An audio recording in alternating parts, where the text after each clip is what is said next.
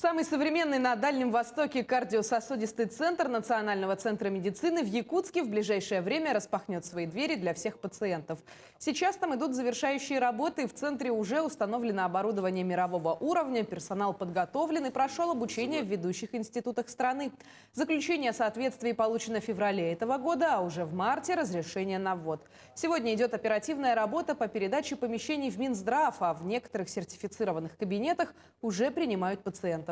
Готовность объекта к открытию проверил первый заместитель председателя правительства региона Кирилл Бычков.